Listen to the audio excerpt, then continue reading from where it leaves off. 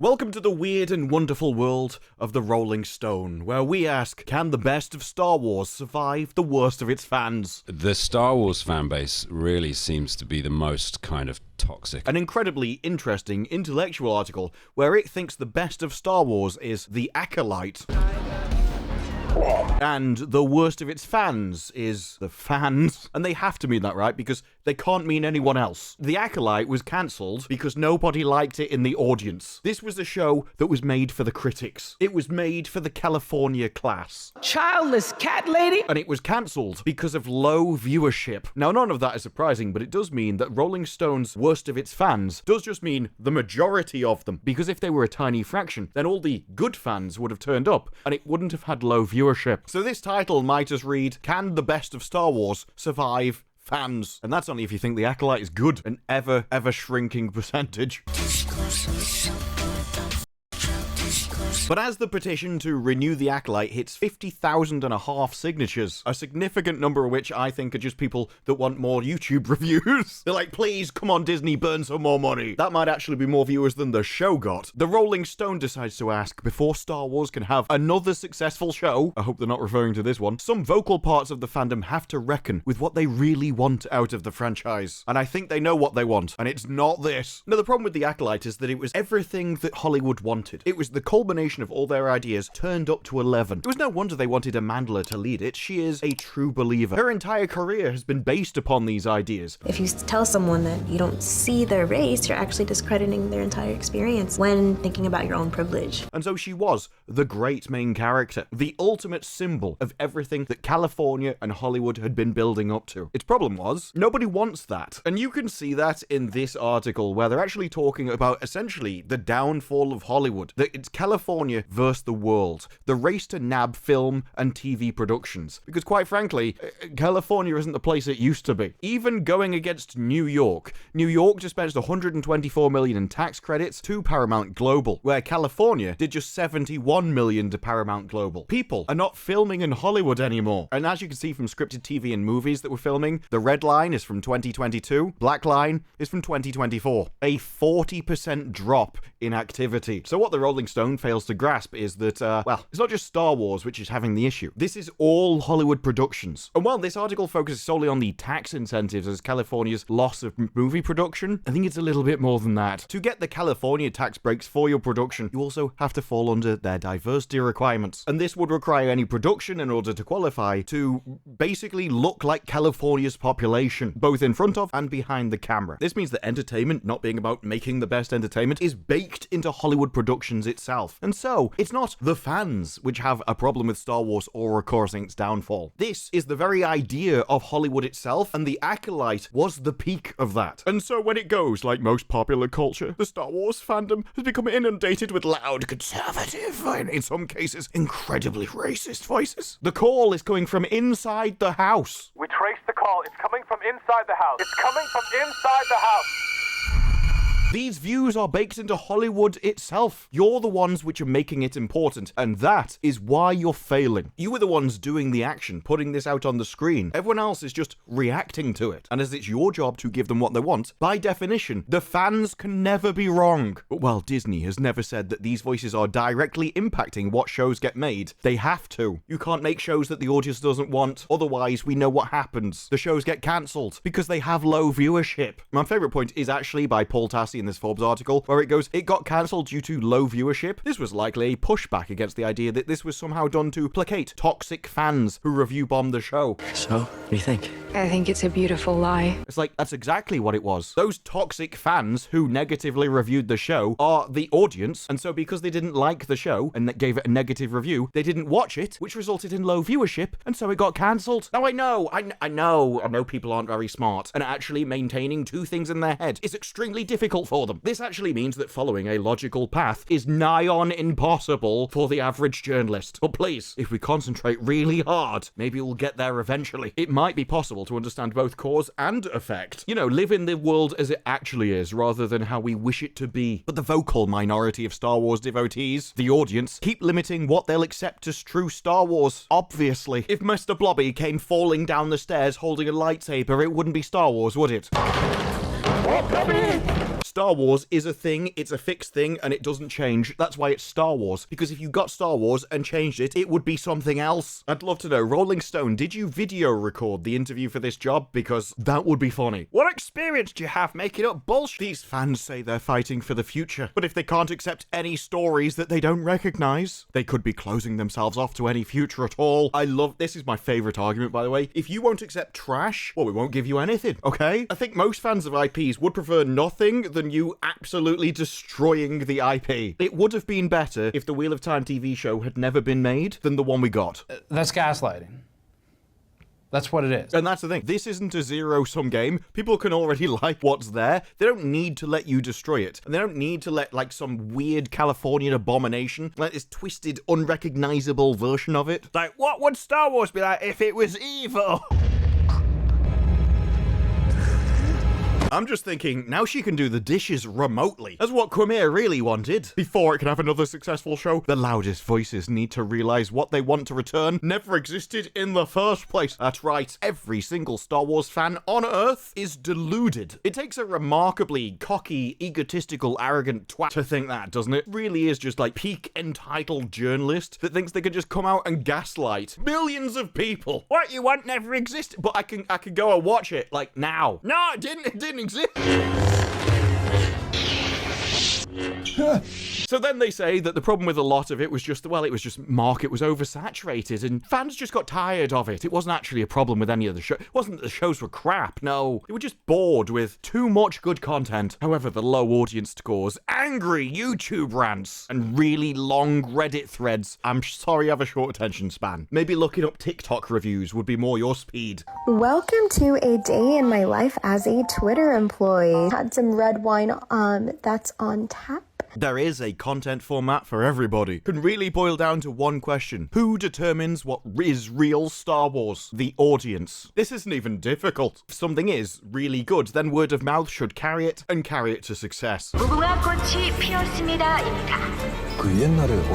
There are endless story arcs, endless opportunities, but the patience of fans isn't. It's like, yeah, once you've released that much trash, people are going to stop watching. Especially as Star Wars isn't in a vacuum. It exists within the greater brand of Disney, within the greater brand of Hollywood. And so the more crap Hollywood and Disney push out in one go, well, the less chance they're going to give anything. The worst part of The Acolyte being cancelled isn't the cancellation itself, but knowing exactly which part of the Star Wars fan base Disney listen to. The most kind of toxic. That would be all of it. They can get a collective opinion from every Star Wars fan, literally by how small the number of people watching it is. But that would require you to be able to understand abstract concepts. Stop caving to pressure. The pressure of what? Nobody turned up and watched it. There was no pressure. That was the problem. This was a financial decision. And stand your ground if you've made something bold. For what? Fetch me some brine possum butter. Sprinkle it on my bum and make my gentle winds smell like cinnamon. Now, I do have to say that I agree with Chorler. Stand your ground and burn another $180 million. That's what I think Disney should do. Leslye Headlands needs another mansion. The Acolyte was the first of its kind. A Star Wars edition that explores both the backstory of the Sith and a potential for corruption of the Jedi. The moral pillars who aren't in the right. The Jedi did nothing wrong. And Osha and May were just pure evil. And The Acolyte was genuinely liked, as you get with most shows, by an audience that shared the morality of the show itself. In this case, that of evil. I'm sorry I started that fire. I'm sorry I tried to murder you! What? Do anyone remember this Collider interview where you go, what's so interesting about that moment where Osha kills Soul is how much is conveyed, even as he's choking on his words. And maybe it's just my impression, but my first thought was, he doesn't even give her the agency to make this choice herself because he's accepting his fate. It adds insult to injury. You can't even let her get a satisfactory kill because you're like, it's okay, it's so good. No. And Headland described it as benign sexism, paternal protectionism, because he wasn't in enough pain as she murdered him. You didn't suffer enough as I choked the life out of you, you absolute bastard. This is so typical of the patriarchy. It definitely wasn't the Jedi that were the problem in this scenario when it comes to moral pillars. But well before the show premiered, vocal online fans mocked Stenberg's casting. Yet those would be anyone who had any knowledge of her history. Outside of the confines of heteronormativity, misogyny, and racism. It's thug life. That's even ignoring what she did while she was in the show. Interviews and shows, where the spotlight goes. Pretending life is tough when I'm in fancy clothes. Cry wolf, cry wolf. Stenberg has been grifting off the fact that she's half Danish for her entire career. There is this language of privilege and whiteness and wealth that had to observe and adapt to. Because they had multiple people of, you really need to stop this discriminatory language, Rolling Stone. I tell you, I'm amazed you haven't got fired just for using that term. And besides, I think what most people pointed out about the show was who was missing in it. You know, who wasn't represented. How Disney always talks about how representation is important to them. I can only assume that when a group is excluded from the show, it's because they did it deliberately and intentionally. And therefore, why would I appreciate that? If a show isn't made for me, if I'm not represented as the primary character, why would I give it my money, Rolling Stone? Because it's so very important, obviously. They also criticise the show, including unusual characters, like a coven of witches. Yes. Power one, power two, power many. Come. I'm not sure criticise is the right word for that. Piss themselves laughing at would be more accurate.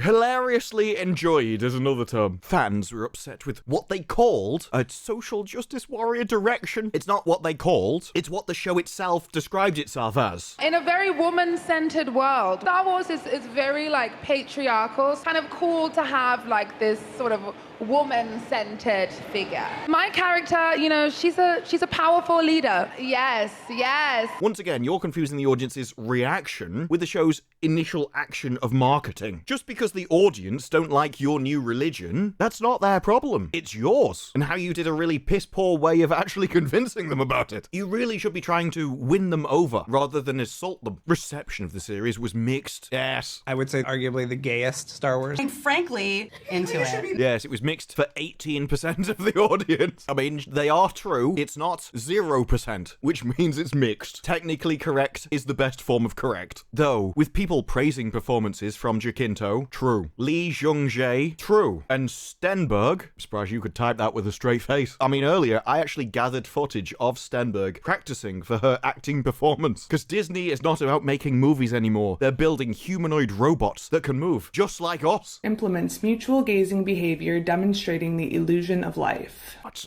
like she's in the room, isn't it? This isn't even a legitimate criticism of the show. Oh, people love the actors, but they criticize the story's overloaded plot. Overloaded! There was about 2 episodes of plot in the entire thing. Most of the series was filler and short episode. Well, I mean, from my perspective, yes. But considering most of the show was filler anyway, more episodes wouldn't have saved it. I do want to get back to 22 episode seasons, but only written by talented people. It's all too easy to imagine how a show with an already expensive budget might be easier to scrap than contend with another potential lackluster and ill-received So you do understand the problem then. If you're like, well, no one watched it and it's too expensive because it was trash. The only reason why I can assume that you're slurring everybody because you get a kick out of it, of sitting on your almighty mountain, lording it over the peasants going, ha ha, look at that pleb over there. He doesn't understand my journalistic integrity. Bow down as I gatekeep you. You are disgusting. But another aspect that can't be divorced from modern fandom is the almost consistent rhythm and sexism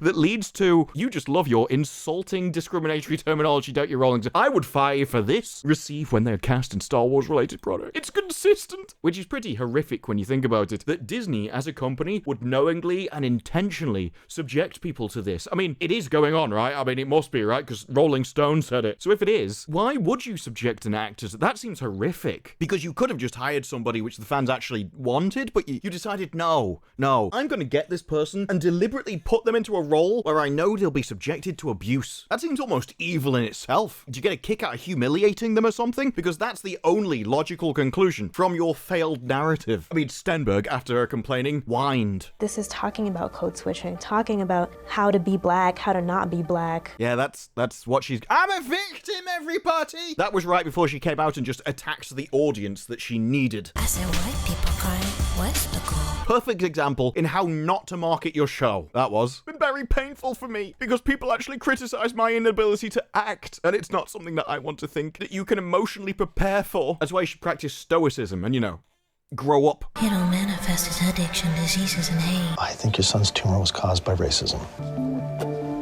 And we welcome criticism of the show as long as you only do it in the way I tell you you can do it. Then we go back to Moses Ingram. Oh, yeah. I question my purpose in even being here in front of you, saying that this is happening. And then it happened to Kelly Marie Tran as well. Like, seriously, why does Disney keep doing this? Why do you keep hiring people just to subject them to this hell? I mean, it really is disgusting, Disney. I'm surprised they haven't sued you for this. I mean, imagine you hire actors and actresses knowing that they're going to be subject to abuse, to the point where you even warn them of it before the show is even released. You're just gonna go out there and be absolutely destroyed by people. I'm like, what? Why did you even hire me in the first place? Why do you want me to go through this? It shouldn't be my place to have to internalize their misogyny. What? The only thing that matters is you give them what they want. Otherwise, they don't give you money, and that means you don't get money. So you can come out with random slurs all you want. It's not going to change reality. It's not going to get them through the doors. It's not going to improve your career because, as has been said in the UK many times, there is no money anymore. And John Boyega also complained about the stuff he received as he was cast in the lead in Star Wars The Force Awakens. I'm assuming he's talking about when Disney deleted him off the poster for Foreign Nations. And then he claimed that Disney executives sidelined him in further films to appease the outspoken fans. Yeah, it was definitely to appease those fans, wasn't it? And not foreign nation. I mean, at this point, it's an IQ test. It really is. But this backlash seems consistent across all Star Wars projects. When online pundits criticize Star Wars for taking it in a direction they don't like, they ignore the power that exists in the source material to begin with. Then they start basically going, well, it was crap all along. Like, oh, should be easier for you to beat it then, isn't it? I mean, if it's always like this, and people always liked it, clearly that can't be the problem. It's almost like having a 75 IQ doesn't really lend itself to writing long articles. But it seems like extreme fans.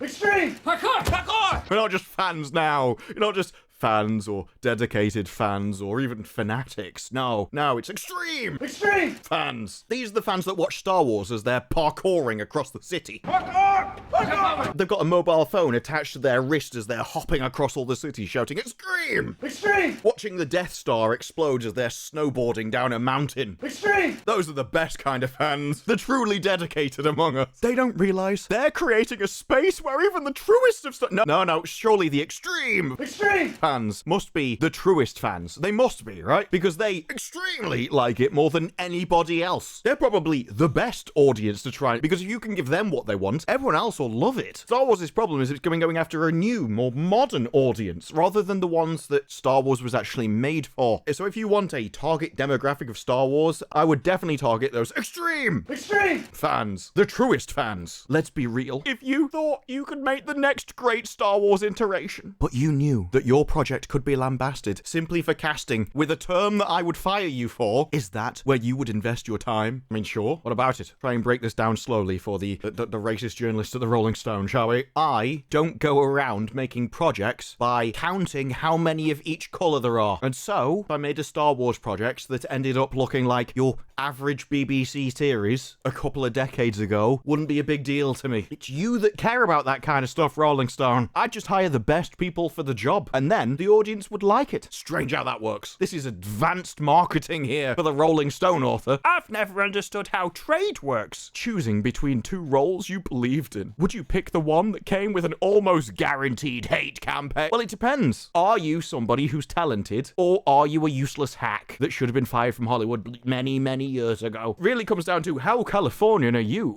Do you believe in the numerality or the traditional one, of normal people? Place your bets. The Star Wars fans clamoring for a return to the originals aren't just talking nonsense. They're ruining their chances to see the franchise they love grow in any meaningful, and who gets to define that meaningful? Because most people would say the fans do, right? If a franchise comes out and it's good, then that would be growing the franchise in a meaningful way. That's not the way you mean it though, is it? Because you've actually shown what you think meaningful is. To you, meaningful is, oh my god, let's look at the skin of the people involved. Let's count the shades. That's what you think is meaningful. Coders, come and try us with a A show or a person isn't good because of the deeds they do, it's because of the category of box they tick. That's the numerality. So meaningful for you is just literally filling Star Wars full of tick boxes. You're ruining your chances to see all the shades of the rainbow in Star Wars. What if that means nothing to me? What if I care about characters? What if I care about story development? What if I care about the emotions of something that is driven by something like deeper than your surface level takes, what then? I understand that a lot of people aren't able to put themselves into somebody else's shoes, but this Rolling Stone author can't physically comprehend somebody of a different mental state to them existing. Like, no, you must judge everything by the way I judge it. You're missing out. Because you might appreciate things on a deeper level than my two-dimensional takes. Star Wars is about a galaxy filled with endless choices, battles, and people trying to make a difference. So you're saying it doesn't matter what they look like then? How unusual. It's a shame it took you the entire article to reach the logical conclusion. And the fans, who are the loudest at the moment, aren't just willfully ignoring Lucas's original vision. Honestly, I don't really know why I should care about that. I mean, he doesn't care about that. He sold the property. I don't care if George Lucas disagrees with me. Oh no, however will I sleep at night? And I think we've found out over time that really, Lucas's original vision may not be even Lucas's original vision anymore. We found that out with Doctor Who, when Russell T Davies came back with David Tennant, and neither of those were the same people that they originally were. It's a tiny bunch of little whinging f***ers who are on the wrong side of history, and they'll all go away soon. Well, the same people they pretended to be. They're making their own world smaller in the process. That's my favorite. If you don't agree with me on what meaning is, then your world must be smaller than mine. And it's like, hang on. The only thing you care about is what somebody looks like, and you dare call anybody else's world small. This is like an ant looking at a shoe and not being able to comprehend the human, going, must be so difficult for you. You're just getting condescended to by somebody so much smaller. The media journalist and their criticism has shrunk so much further down from, well, what does this tell us about anything? What does this mean? Is there any hidden emotions? Is there any values or morality or moral messages about this? Is it actually trying to tell us something about deeper meaning or actually make us attached to something that we weren't before? All of that has been shrunk down to, what do the actors look like? What whole are they interested in? And because their worldview was shrunk down from something great to something so tiny and ridiculous, they now can't even comprehend the will of the audience. They can't even comprehend the audience's tastes. And so they come out with the slurs because they're judging the audience by what they like, because they're unable to comprehend somebody else's opinion. And so if they only care about what people look like or the whole they're interested in, that's what they assume all the criticism is related to, because they literally can't even in their heads wrap their minds around all of everything else. That's beyond them. So if they care about what people look like and the hole that they stick it in, you must as well. And so if you don't like what it is, it's because you don't like those specific things about the people. This entire rant is just a long-winded admittance that they can't even comprehend a human being. That their world, their mind, their ability to critique is so tiny and constrained that they have no idea what an audience wants. It's why they're so confused. And so they have to throw around the slurs. You must dislike it for what they dislike it for. And that's why articles like this don't really carry any weight anymore. It's why everyone starts looking down on journalists. Everyone inherently knows the truth. They're just like, oh, is Lucasfilm afraid of Star Wars? They're just too cautious. No, nobody watched it because it was crap. And I don't know whether journalism was always like this. I never paid that much attention. But once you realize that somebody's world is so small and they're physically unable to comprehend any other point of view, any other judgment, anything outside of their own experience, I just kind of feel sorry for them. It's like this kind of, it doesn't even offend me anymore. It's like, oh, you really are one of the small ones, aren't you? It has that kind of almost, oh, it's tiny and cute effect. It's like, oh, it must be difficult going through the world as you. Oh. But this is why it's projection. It's why it's always projection. Because if you can't understand another person's worldview, if you can't even comprehend another person's brain, you can only judge them by what you think. So if I like this show because these people tick these boxes, you must hate this show because these people tick these boxes. And that is the beginning and end of their mental capacity. And I think that, overall, you do have the kind of, cuteness aspect. But really, it's quite sad, isn't it? As let's face it, even if there is no more Star Wars, there will be other shows. The world's a big place. Some nation will have good values and therefore make good shows. It's inevitable. But you'll always be like this. And that's probably a bigger tragedy than Star Wars ever will be. But those are just my thoughts. What are yours? Let me know down in the comments below. Like the video if you liked the video. Subscribe for more videos like this in the future and I will see you in the next one.